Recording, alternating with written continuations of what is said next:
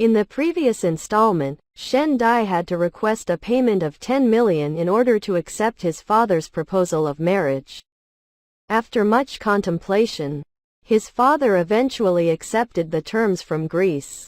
Despite the seeming significance of the sum, it was a relatively small amount considering it could rescue his company from the brink. The sole recourse was for Shandai to wed Shandai, his own son, and he rose from his seat, departing the conversation without concern for the identity of the dominant alpha he would be joined with. As long as his father followed through with payment, the particulars of his marriage partner seemed inconsequential. Facing the prospect of settling debts at such a tender age, Shandai had never envisioned a favorable outcome for his marriage, even if compelled by an alpha of authority. The focus was on securing a future home for his grandmother. Shandai arrived at his grandmother's residence, where she was preparing dinner.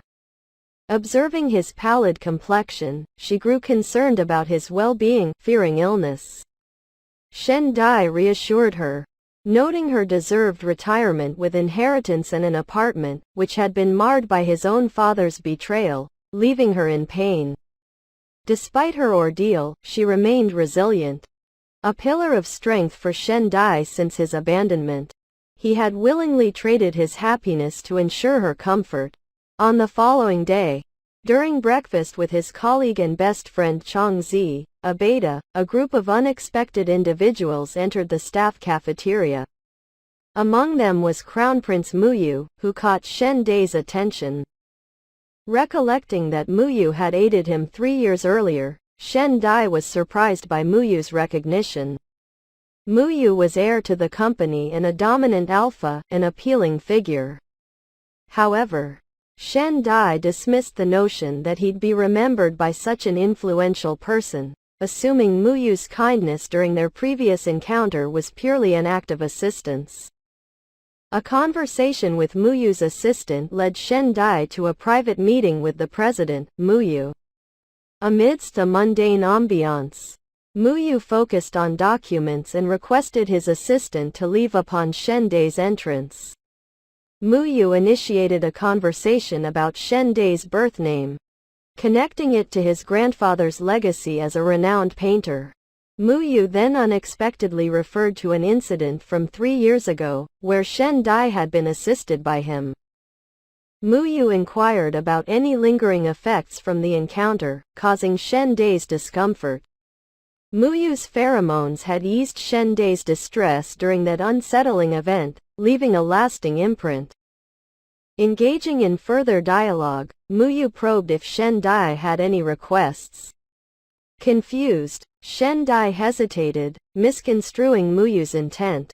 Upon clarification, Muyu highlighted the expectations after their marriage, detailing living expenses, routines, and dietary preferences.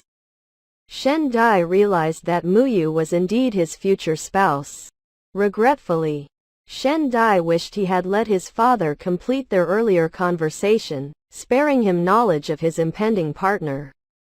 Sensing Shandai's unease, Muyu mentioned that Shandai's father had apparently already informed him of the decision and Muyu's agreement, momentarily believing it to be a dream.